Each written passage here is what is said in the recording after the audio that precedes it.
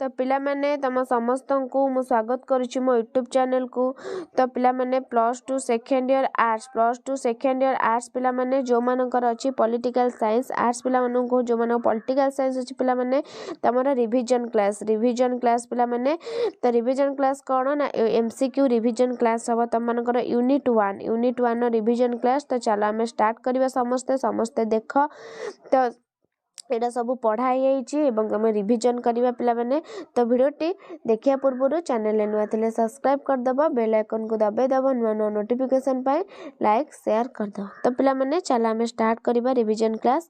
प्रथम क्वेश्चन कौन देछि प्राचीन ग्रीस रे डैश गणतंत्र प्रचलित थिला जहाँकि आधुनिक स्विट्जरलैंड रे प्रचलित होउछि।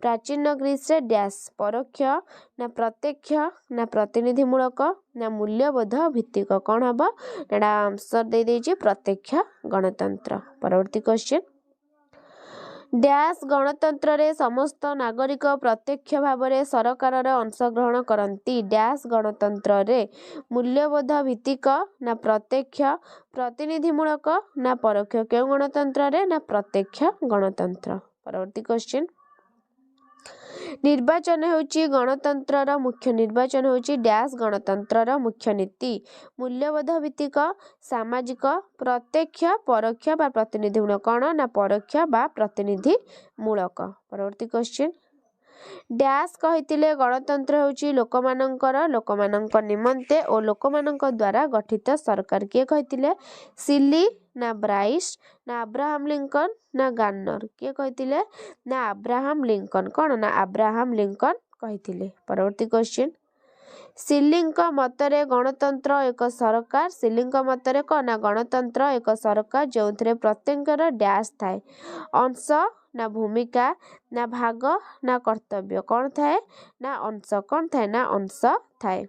परवर्ती क्वेश्चन पृथ्वीर बृहत्तम गणतांत्रिक राष्ट्र रूपे डैश परिचित पृथ्वीर बृहत्तम गणतांत्रिक राष्ट्र रूपे डैश परिचित भारत इंग्लैंड अमेरिका ना स्विट्जरलैंड के परिचित ना भारत के ना भारत परिचित। परवर्ती क्वेश्चन गणतंत्र डैश पाई एक शासन व्यवस्था गणतंत्र डैश पाई एक शासन व्यवस्था शासक पूंजीपति लोकमानंक मालिक कौन हबो ना लोकमानंक। परवर्ती क्वेश्चन गणतंत्र शब्दटी दुईटी ग्रीक शब्द डैश और डैश रु उद्धृत जार अर्थ यथाक्रमे डैश डैश कौन ना डेमस और क्राटस गणतंत्र शब्दटी दुईटी ग्रीक शब्द डेमस और क्राटस एवं उद्धृत जार अर्थ यथाक्रमे लोक माने और क्षमता।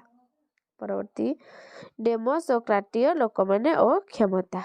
परवर्ती क्वेश्चन प्रत्यक्ष गणतंत्र माध्यम गुड़िक कौन प्रत्यक्ष गणतंत्र माध्यम गुड़िक कौन ना गण मतामत ग्रहण ना गण उद्योग ना प्रत्याहार ना गण मतामत ग्रहण रेफरेंडम कौन हम ना गण मतामत ग्रहण रेफरेंडम गण उद्योग और प्रत्याहार। परवर्ती क्वेश्चन परोक्ष गणतंत्र को डैश कह जाए परोक्ष गणतंत्र को कौन कह जाए प्रतिनिधिमूलक शासक भित्तिक संख्या गरिष्ठर सरकार कौन ना सर्वसाधारण शासन कौन कह जाए ना प्रतिनिधिमूलक।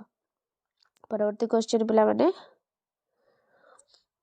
गणतंत्र भित्तिभूमि होची डैश गणतंत्र भित्तिभूमि कौन जनप्रिय सार्वभौमत्व। परवर्ती क्वेश्चन निम्नलिखित उपादान गुड़िक मध्यरु केउटी गणतांत्रिक सरकार उपादान नुहे निम्नलिखित उपादान गुड़िक मध्यरु जड़े व्यक्तिर शासन दायित्वशील सरकार सीमित सरकार ना आईन शासन कौन हम ना जड़े व्यक्तिर शासन ऑप्शन आई।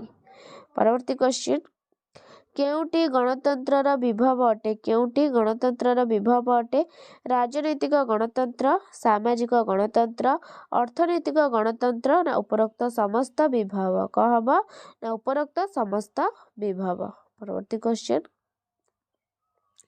निम्नोक्त मध्यरु केउटी आंचलिक दल नुहे निम्नोक्त मध्यरु केउटी आंचलिक दल नुहे बीजेपी डीएमके तृणमूल कांग्रेस ना बीजेडी कौन हम ना बीजेपी कौन ना बीजेपी जोड़ा हम ऑप्शन आई।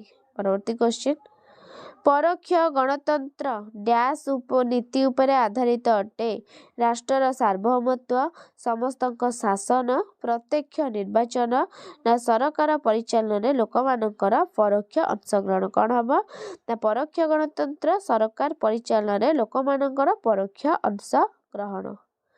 नेक्स्ट डैश प्रत्यक्ष गणतंत्र एक माध्यम नुह डैश गण उद्योग गणमतामत ग्रहण अध्यादेश प्रत्याहार कौन हम ना अध्यादेश। परवर्ती क्वेश्चन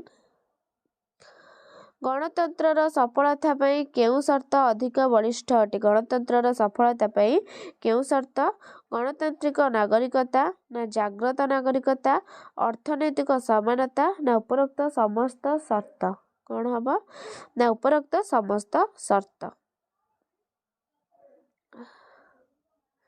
तापरे नेक्स्ट गण मतामत ग्रहण बा रेफरेंडम एक डैश कौन पिला माने नास्ति सूचक माध्यम ना अस्थि सूचक माध्यम ना व्यवस्थापिका माध्यम ना हस्तांतरित व्यवस्थापन माध्यम कौन हम ना नास्ति सूचक माध्यम।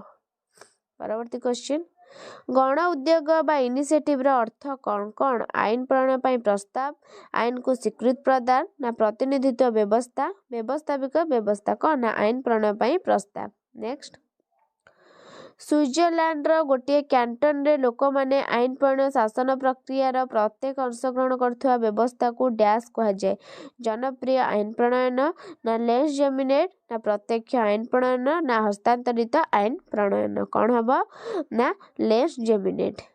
परवर्ती क्वेश्चन भारतर केउ राज्य रे केउ ग्रामरु नक्सलपंथी आंदोलन आरंभ होइतिला एटा इंपोर्टेंट पश्चिमबंग पुरुलिया ना पश्चिमबंग नक्सलबरी ना छत्तीसगढ़ नक्सलबरी ना ओडिशा नक्सलबरी कौन हम ना पश्चिमबंग नक्सलबरी।